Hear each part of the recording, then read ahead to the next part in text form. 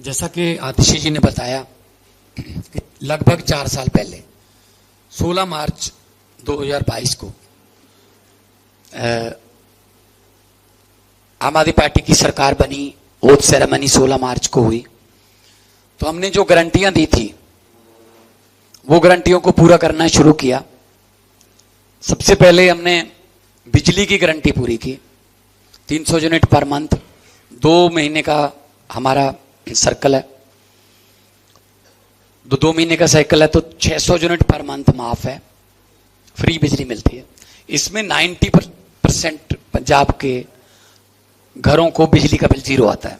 जैसे दिल्ली में अरविंद केजरीवाल साहब ने किया था, उसी मॉडल को हमने पंजाब में लागू किया। और उसमें कोई शर्त नहीं है, उसमें कोई किलोवाट की शर्त नहीं है, कोई इनकम की शर्त नहीं है। आपके मीटर की रीडिंग 599 यूनिट पर होनी चाहिए। भले ही आपके पास 4 एसी लगे हैं, 2 एसी लगे हैं, पंखे लगे हैं, बल्ब हैं, इससे कोई लेना देना नहीं। हमें मीटर की रीडिंग चाहिए। तो सबको ही हो गया इसमें। उसके बाद स्कूलों का कायापलट करना शुरू किया। स्कूल ऑफ एमिनेंस बनाए गए, सरकारी स्कूलों की हालत सुधारी गई और प्राइवेट से बच्चों को निकालकर पेरेंट्स जो हैं वो सरकारी में दाखिला करवाने लगे। पढ़ाई पर यकीन हो गया, एजुकेशन की क्वालिटी सुधरी। अपने टीचरों को हम सिंगापुर, फिनलैंड और IIM अहमदाबाद अपने ट्रेनिंग के लिए भेजते हैं, लेटेस्ट तरीके पढ़ाई के। जिसका नतीजा ये हुआ कि सरकारी स्कूलों में बहुत ज़्यादा हाजिरी बढ़ गई और एडमिशन बहुत ज़्यादा हो गई। पेरेंट टीचर मीटिंग होने लगी। पहले सरकारी स्कूल में पेरेंट टीचर मीटिंग नहीं होती थी। अभी हमारा पेरेंट टीचर का जो लेटेस्ट आंकड़ा है, जो पिछले महीने हुई थी, लगभग 24 लाख पेरेंट्स आए थे अपने बच्चों के बारे में पता करने।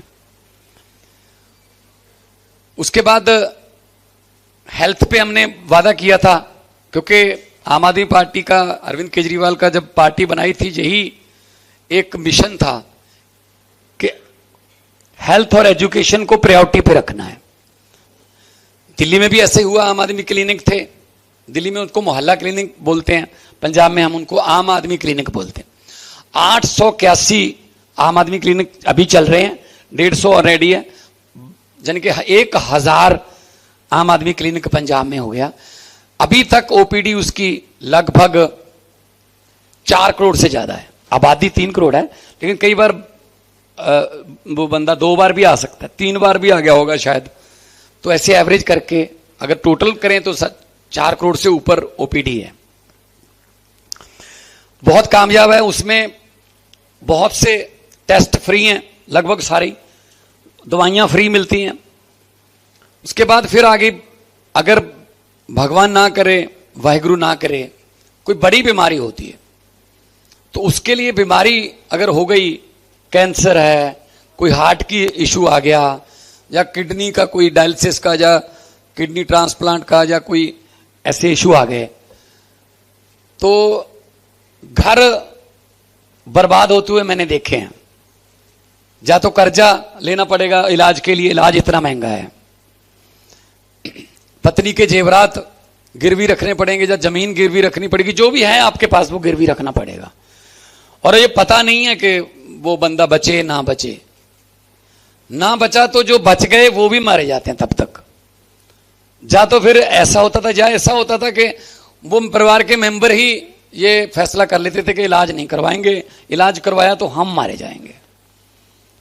मौत की इंतजार करते हुए लोग मैंने देखे हैं वहां, कि मेरा अंतिम संस्कार कर देना, बस मेरे सांस जितने रह गए, इलाज मत करवाना मेरा, क्योंकि हमारे पास पैसे नहीं है, या अगर हैं तो इतना महंगा है कि सब कुछ बिक जाएगा। बड़ा दुख होता था ऐसा देखकर। तो हेल्थ स्कीम जो अभी पिछले दिनों हमने लॉन्च की है, जिसके बारे में बताने के लिए मैं यहां पे आया हूं।